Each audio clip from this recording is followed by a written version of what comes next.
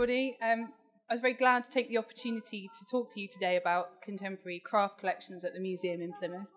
In recent years, we've been doing a lot of work trying to develop the presence of craft in the museum, and so it's important to come talk to you today and outline a bit of the work that we've been doing, because we do a lot in relation to the history and the modern artistic legacy of craft in the Southwest, which, as we're all here today, we're all keenly aware of how strong the craft tradition is down here.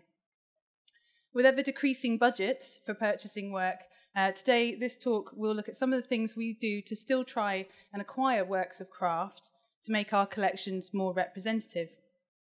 I'm going to talk a little about recent acquisitions, how we made them happen, and other work that we are trying to develop with contemporary craftspeople in the Southwest. We've undergone a major commissioning programme in the museum.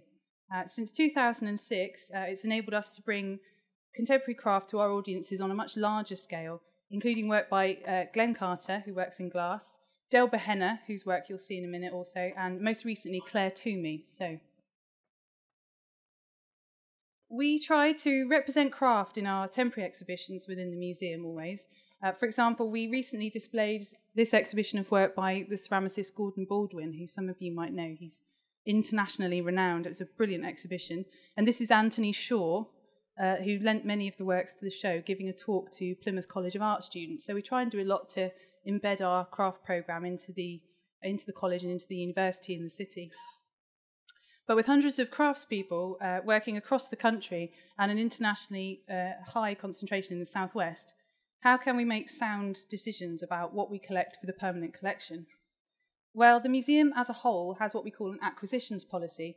This applies to the historic collection as well as to the modern and contemporary, and it outlines our ambitions as well as our limitations. It streamlines what we as a museum can collect, and it focuses our time and resources. As you can imagine, we're very, very low on budgets at the moment, so the purchases we make have to be the best that we can achieve for that money. In terms of craft, we want to collect local and regional work whilst also having the ambition to acquire the work of makers from further afield.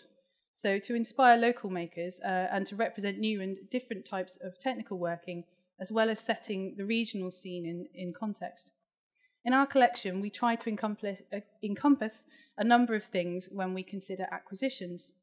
These are, skill, the inherent skill in a craft object, the learning of a process, the connection to the historic. We have a particularly strong collection of historic ceramics, so we would like to continue to collect examples of contemporary ceramics for the future. Often we look for contemporary works to engage or reflect somehow into the historic collection. So,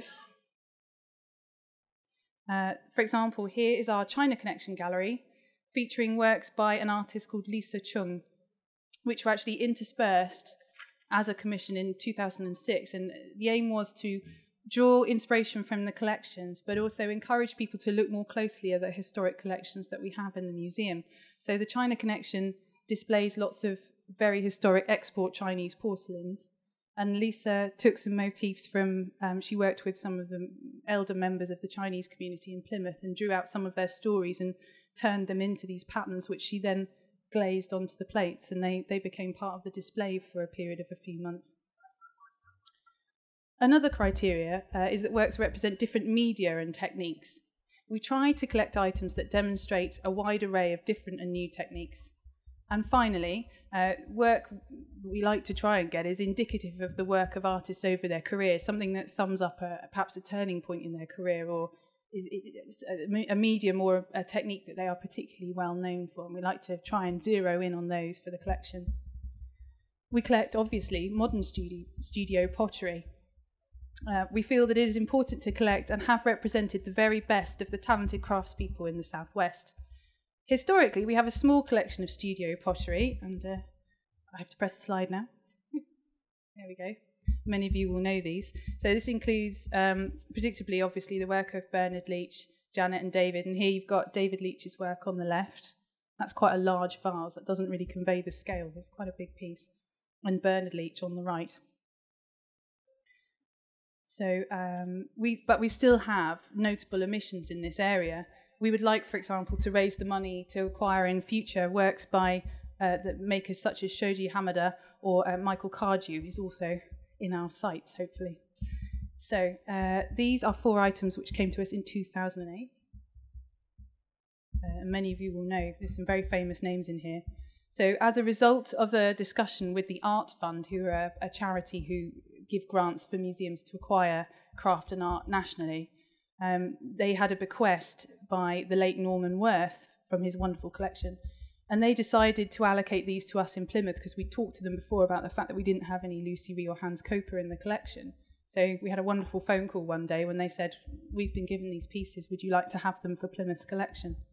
So without this bequest, I mean, these pieces are very, very expensive to purchase. We would probably never have these makers in the collection. So by this wonderful, generous gift, we now have Lucy Ree, Hans Koper, and 2 works by Bernard Leach represented within the collection. So we collect ceramics, we obviously cover the modern studio pottery, but we also collect ceramics from makers in the region. And with the strength of historic collections, the real strength is ceramics, we try to represent local studio potters working today. When we can't afford to purchase items, the museum still feels strongly that we should at least be promoting local makers' work. In 2010, we displayed work by the potter Doug Fitch, who's based at Hollyford Pottery, North Devon. And this is a great slide. I like this one. This is my colleague, the second from the left at the top. That's my colleague Alison, who is the curator of decorative art. I'm in her place today. But she went and actually did an overnight firing with Doug. She and a colleague of mine, Adam. That's Doug down there, bottom left, throwing one of his wonderful pots that you see here on the right. And Ali was actually throwing logs into the wood-fired kiln and getting really, it was real learning in action there. She had a fantastic time. So they took the images, they had a great time learning about the techniques of wood firing, and it contributed to a photographic archive, which we now use for education and for our displays to improve people's understanding of the process. Doug very much works in the historic slipware tradition and is inspired by the countryside, which therefore has a great resonance with our historic collection. So on the right is Doug's piece, which he kindly donated to the museum, actually, and on the left is our North Devon harvest jug. So you can see the way that we try to collect pieces which help to set our own historic collections in context. This bowl was collected with the help of the Contemporary Art Society. You may hear this name come up and up again today in this talk, as it's been one of the major ways we've been able to develop our acquisitions over the years. Basically, we pay an annual subscription to be members of the Contemporary Art Society, and in return, they help us to buy new works or donate through distributions of bequests. How this piece came to be in the collection. Sutton Taylor works from West Penwith in Cornwall and is world renowned for his mastery of lustre glaze technique, which you can see here in this beautiful bowl. Taylor's inspiration is directly linked to the Cornish coast. He says, I quote, "All my imagery was coming from here, from cliffs and rock formations, the clean, warm water, crystal clear with granite coast and white sand, the changing light and reflections." This type of link to the landscape has a link to the locality of our art collections. We have a lot of St Ives and West Penwith-based painters represented in the collections too. So you can see again how we try to parallel what we collect of craft with the art collections as a whole.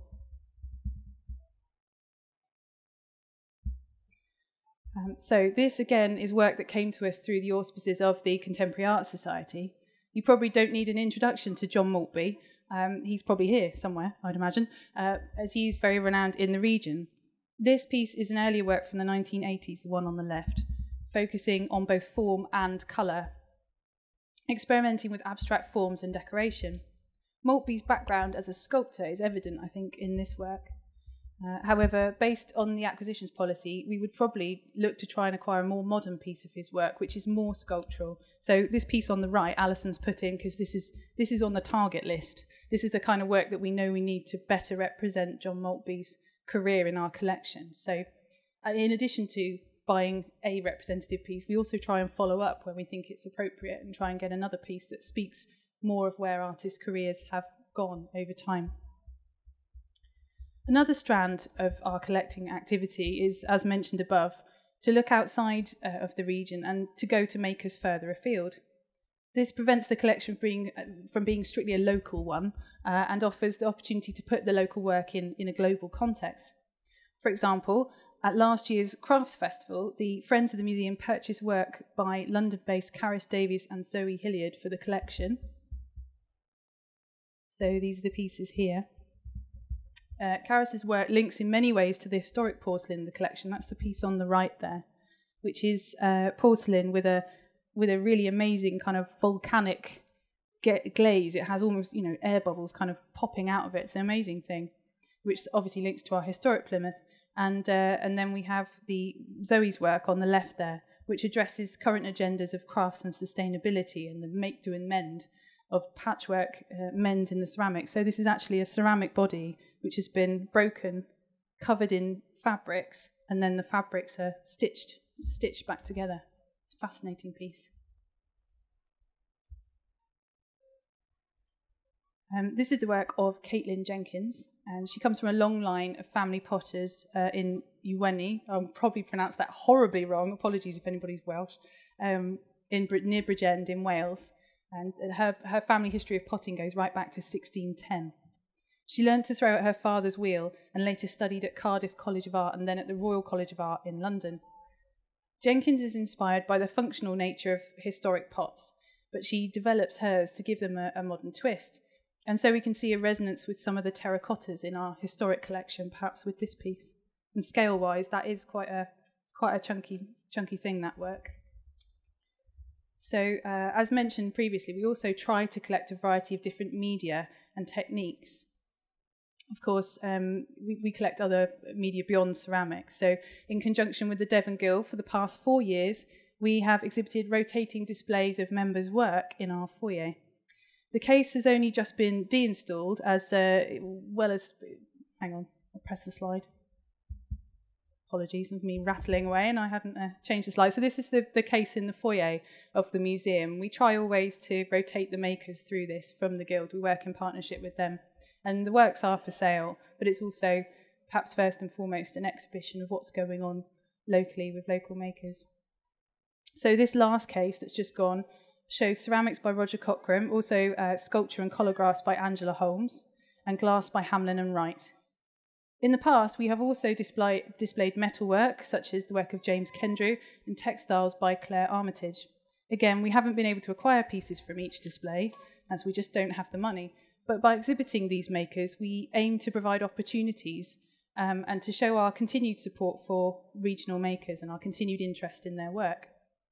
The contemporary collection representing these different media is small but steadily growing, and we aim to make it more representative over time.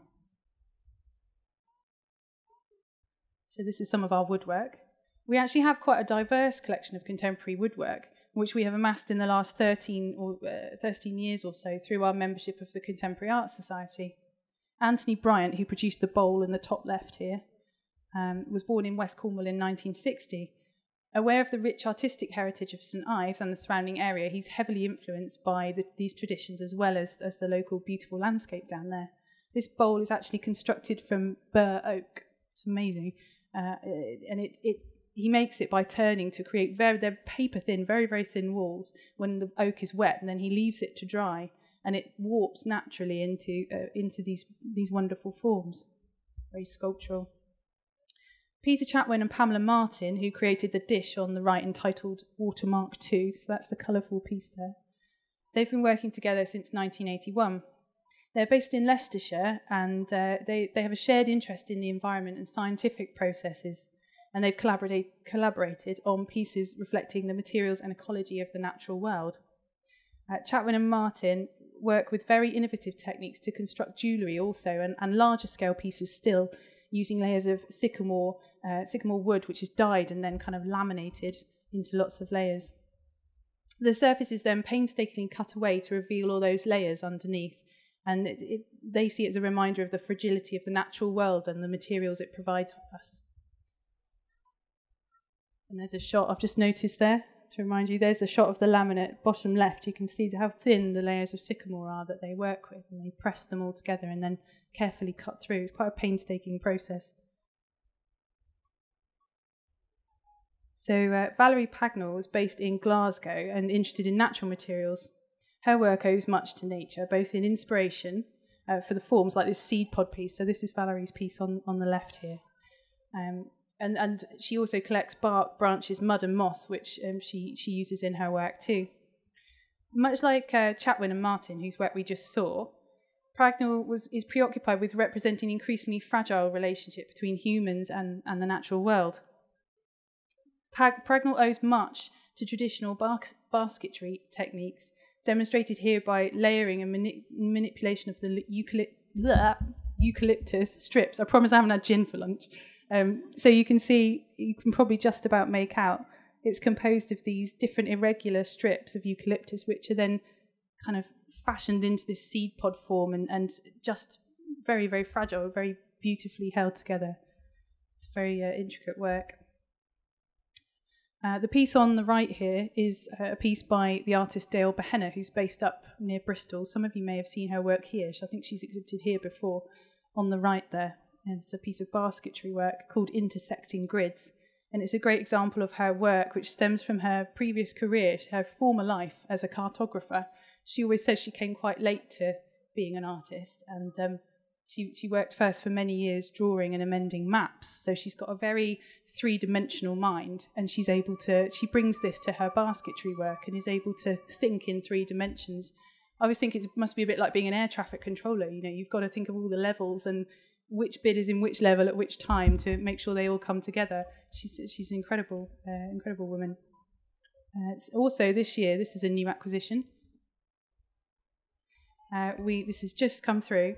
It's a limewood bottle. It's called Cubist Bottle, and it's made by Malcolm Martin and Gaynor Dowling.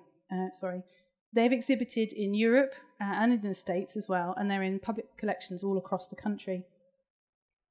They describe their work as being about the encounter of hand and wood, and they use traditional techniques to create the form and the texture of the vessel. So you can see very clearly they've left great long gouges from where they've carved it on purpose so that it catches the light in that very sculptural way. So one face of the bottle has almost sort of dimples in it. The other face has these long striations that when you catch it in different lights, the surface marks really move around. It's an interesting piece. We collect glass too, and we've been making major advances in recent years on our glass collection. So this is a piece by Stephen Newell. It's hand blown and etched, and his work often features mythological figures or stories from legends. And this dish, we have it as untitled in the collection, but we think it might be Castor and Pollux from the Roman legend. They were brothers who shared the same mother but had different fathers. And Pollux's father was a god, so he was immortal, whereas Castor, the other brother, was not. When Castor died, Pollux was devastated and asked if he could share his immortality with his brother so they would not be parted. The god Jupiter turned both brothers into stars so that they could remain side by side forever. So that's what Alison, she thinks that's the tale of Castor and Pollux, which I think is hopefully true. I think that's not far wrong. It's a wonderful piece. Again, that's bigger than it looks in that photograph. It's quite a sizable piece. Now, this is our Hippo Baby by Carol Rolfe, and this demonstrates another type of glass technique. This is slump kiln forming, where the glass is heated and melted to form the different shapes. Carol is a local maker. She's based in Kingsbridge, and as you can probably imagine, this is very, very popular in the collection, this item, especially with children. They love the Hippo Baby. And it was initially acquired as part of the Plymouth Society of Artists exhibition. So every year, more or less, every 2 years, at the museum we have Plymouth Society in, and they're 2D and 3D works, and this is one we acquired from that show. And that also strengthened our reasons for acquiring it, really. So this is perhaps this is by far the most ambitious piece of glass that we've acquired for the collection at the museum. This is a work by Glenn Carter. This was created in 2010, and we commissioned Glenn to make a large-scale piece which is entitled Lens, as in, lens in your glasses. This experimented with new techniques of glass staining and laminating, and was commissioned specifically for our window. Those of you who know us know we've got that big window halfway up the stairs. We had a huge Robert Lenkiewicz painting there for many, many years, but that had to be returned to its owners. So when this huge space was opened up, we began to think about what we could constructively do with it. And contemporary craft commissions seemed a good bet, a creative way to fill that space and keep rotating it, keep it fresh. So Glenn was the second commission, and his piece, he actually made this, believe it or not, in Canberra in Australia. He went and did a master's over there, and they had a kiln that was large enough to fire this huge glass disc. So he made it in Canberra, and he shipped it all the way to Plymouth. And when he opened the crate, everybody on the staff was kind of hoping and praying it had made it in one piece, because it was literally made on the other side of the world. We also acquired in 2012, we followed up this amazing acquisition with a smaller piece of his work, which was one of the studies for this larger lens commission. So we try, where possible, with the collections to follow up if we can and give a bit more context about the maker. So the piece we have now is called Flow. And if you're interested in Glenn's work, he's actually showing at the Belgrave in St Ives. I think it opened Friday night, so he's got some pieces there now. Okay, so on to metalwork now. The historic collection of metalwork at Plymouth is particularly strong, and we have interesting silver by local silversmiths who are very, very rare from the 17th and 18th centuries, as well as historic Chinese and Japanese metalwork. However, this is not then continued through to the contemporary collections. There was a bit of a disconnect, and contemporary metalwork was sadly very underrepresented. As a result, this is one of our priority areas for collecting now, and we're very keen to build up the collection. This piece here was a major acquisition in this area and is actually a piece of Japanese-made enamel work. We acquired this through the Art Fund at the Collect exhibition, which is a huge show that goes on at Saatchi Gallery. It's just last month, actually, it happened at Saatchi Gallery in London. And we were shortlisted as part of a grant application process that the Art Fund runs every year. I always jokingly say it's a bit like a cross between Dragon's Den and Supermarket Sweep. You know, you have to kind of plead your case for the money, and then you have to run around the show and quickly identify what you want before the private collectors get in there and argue your case to buy it. And if the panel like what they hear, they will fund the acquisition. So Ali went off up to London, and this is the piece that she made the case for, and they accepted it and bought it for us. So it's called Hakutai, or 1,000 Years, and is by Japanese maker Naoki Takayama. It is an example of extreme craftsmanship. It's hand-formed, all of those ridges are hand-formed, and it's hand-painted with tiny silver leaf circles cut out by hand and then applied. So if you look at the dots actually on the piece, the dots in the middle of the dots are hand-cut, hand-attached silver. It's absolutely remarkable. It took 3 months to make. One maker, 3 months. So you can imagine the painstaking kind of effort that went into that. I just think it's amazing in this day of machine making that a human pair of hands could make something that intricate. It's beautiful. So on to limitations. Alison's put a paragraph in here. She said we do have some limitations on collecting due to storage and the ability to display items also. As a result, we don't collect jewellery or textiles.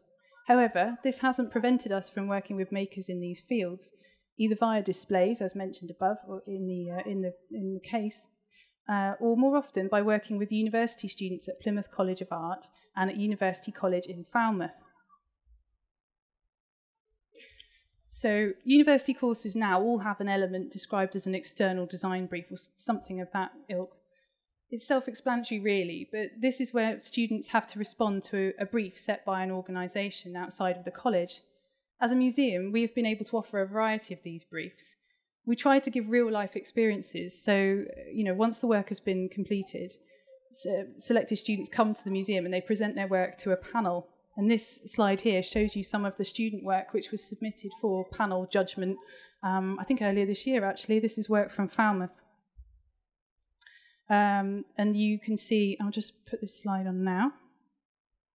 There you go. This is one of the pieces by Mayumi Yamashita, and it explores the idea of population growth and overcrowding in cities. I think this is amazing. Her companion piece to this ended up being illustrated in the title page of Crafts magazine on their new graduates list. So, these people are really bright sparks when it comes to their futures. I think they're the best of the best. We're very pleased to be able to support their work at the museum in the early stages of their career.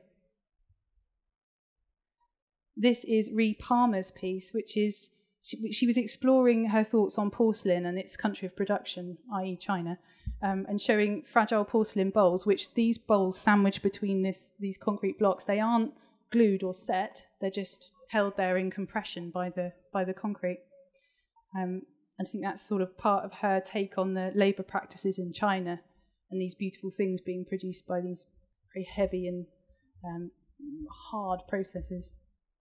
And that's actually displayed in our China Connection gallery. So we intersperse them into the historic displays so that our visitors can see them in the context of the other works.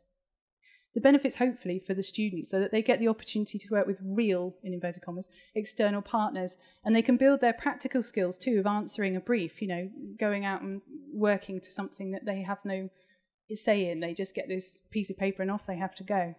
And also they get the chance to be exhibited, which for young makers is very important for their CV. So we like to offer them that chance too. For us at the museum, there are definite benefits, not only in supporting emerging makers, but also in terms of looking at historic collections with fresh eyes. The displays have been very popular and have attracted a lot of positive visitor comments. So it works both ways, really. So finally, I wanted to talk to you about another way in which we've been working with contemporary makers, and this is via our commissioning programme. We have worked on various commissions in the past, but by far the largest commenced in 2009. The programme was called Looking In, Looking Out, but it quickly got the nickname at the museum Lilo, because obviously Lilo. So the Lilo project was, basically our aim was to commission these large pieces of craft for the stairs. As I mentioned, we had this huge space when the Lenkovich went, and the daylight came flooding in. So we decided to try and make the most of it and have, instead of closing the window off again, we thought we'd use the light and use the space differently by employing some contemporary craft pieces in there. So this is the first piece, Dale Behenna produced this. It's called Labelled. The work was comprised of 490 individually enamelled labels, which Dale spent, I think, about 3 months in front of a kiln at the University of West England. It was a Herculean effort. She did amazingly well. So 490 firing the front, 490 firing the back. Each one is different, has a different print on it. Dale spent a bit of time with us finding out what we do and why, and she decided she was particularly fascinated by the cataloguing system in museums, and she photographed many labels from our natural history collections. So this is a shot on the left is the technicians. The top's a technician, at the bottom is Dale the artist, who's actually, the way she worked out the piece was by attaching them to a piece of card on the floor, and then we had to put the card up and then individually hand tie each of the 490 labels at the right hanging height. So it's quite an intricate operation. So she went through our natural history collection. She loved the handwritten labels and the various different site collection stickers that they had on them. So she copied those and transferred them onto the enamels when they were fired. The red enamels, so you see the one down at the bottom right there, they are species that are endangered or on the red list, literally on the red list, because they're about to disappear. As part of this work, which was on display for a year, we did a lot of education and outreach work too, and later on I've got some leaflets about it if any of you would be interested to know more about the work. And as we've previously seen, we had Glenn Carter, that huge piece of stained glass, the big circle in the window as well. That was the second one in the series. So for the third piece in the series, we worked with Claire Toomey, who many of you might know. Claire is an established international ceramicist now, and she works usually on large-scale installations that often have engagement or a kind of performative aspect, so she gets you to walk on a floor and destroy it, or pick up. She was the artist that did those little blue Wedgwood birds at the V&A, if any of you saw those when she did that installation, where members of the public could literally put them in their pockets and walk away. Her work is often like that, it kind of destroys itself. For this work, thankfully, she decided to make something that was semi-permanent, which is quite unusual for Claire. So we switched focus to commission her work in the atrium on the far wall. Claire was interested in our collection of Plymouth porcelain and in the varied output of the factory, which actually only lasted for 2 years. Plymouth Plymouth porcelain was, came and went in 2 years, 1776 to 78, I think. And it was a real flash in the pan, first hard-paste porcelain ever fired in the UK. And then it disappeared off to Bristol, and that was it. And nobody knows where the factory is. We're still looking. So if anyone has any ideas where Plymouth Porcelain's factory might be, we'd like to hear from you. So back to Claire. So she looked at our historic collection. She decided that she really liked that nugget of history, that Plymouth was this underknown about, as it were, unknown centre for hard-paste porcelain for just those 2 years. And she decided she was going to recreate a collection of Plymouth porcelain. So she asked the people of Plymouth to bring in their pots, the things you guys know. You always have a pot that belonged to an aunt, or a little ceramic figurine from when you were a kid, or there's always something. You write these stories into objects. And Claire was really keen to bring that out. So what she did, she asked people to bring in the pieces that meant something to them and tell her why they meant something. And she cast them. She cast them first in kind of a flexible material, alginate. I'm just looking up here, alginate. And then we worked with the students of the college down the road, and the alginate casts were then cast at the college, all in one day this was. Then those casts went up to London, and Claire was resident at the V&A in London during this period, and she then cast those casts, slip cast them in porcelain, hard paste, and she fired them. And I'll just show you her studio in the V&A. So you can see on the left, top left, that's Claire. It's not very clear, unfortunately, but that's Claire working in the museum foyer. So she pitched up for a couple of days with her assistant. She worked in the foyer. People from Plymouth came in and brought their pots in. We had everything from a Christopher Dresser pot, which is incredibly valuable, through to a little kind of Staffordshire creamer. And then somebody else brought this vase that they said they absolutely hated. It was hideous to them, but it belonged to a much-loved relative. So they'd kept it all these years, even if they couldn't really stand it. But they knew that this process would make it white, it would just be the form. So they were quite interested in how it would look when it came out the other end. So Claire and her assistant, Emmy, they cast everything. That's Claire, top right, chatting to people and collecting all these stories. You can see the Staffordshire cow creamer on the table there. And then at the bottom, that's Claire with the alginate cast. And then on the right, you can see the sort of plaster, the initial plaster cast. This is the V&A. So on the right, you can see those display cases full of incredibly rare and fragile things. Well, through that, in the sort of fish tank, was Claire's studio. They actually have, they let the artists have the run of the gallery, which I think is amazing. And there she is pouring porcelain into the moulds. Ooh, that's interesting. Don't know what that should be. Oh well. Hang on. Yeah. So if I just go back a second, I'll just talk to you a bit more about the commission. So obviously that slide isn't working. So this is the atrium in the museum. We've got a big barrel vault with these kind of daylights that come through.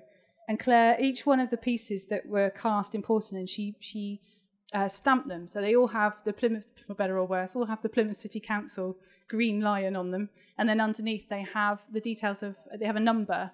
And there's a list with, you can then look at that detail, the back stamp detail, and you can look up the person who brought that object in and a bit about their story. So it links the stories to the objects. And then she suspended them, each one of them, in these little cases which hang above the atrium space. And you can see the objects, but it's a really interesting idea because they're displayed, but they're not really easily visible. So a lot of our visitors say, well, what's the point in that? Well, but it's actually... It's a participatory piece, but not like Claire normally produces. You have to really work to see them, and then we've got the book with all the pieces in there too. So once people kind of get their heads around it, they really enjoy it. And a lot of the people actually come in to see their piece in the museum. We lost a colleague, very sadly. We lost a colleague just before this piece was commissioned, and we put her coffee cup in. So Maureen's coffee cup is in there, because everybody always knew that was her mug, and it, always had yesterday's coffee in the bottom of it. And when she died, we all missed her so much that we put the cup in because it reminded her of us, so us of her. So she's up there now. Her coffee cup lives forever up there.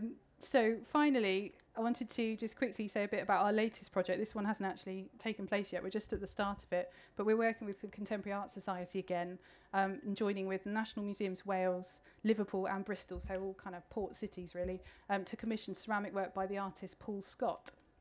Paul's work principally explores printing, transfer printing, particularly blue and white, and he's interested in political commentary via this media. So on the left here is Three Gorges After Dam, 2007, which is a controversial 20-year dam project in China, which had a huge detrimental impact on the environment.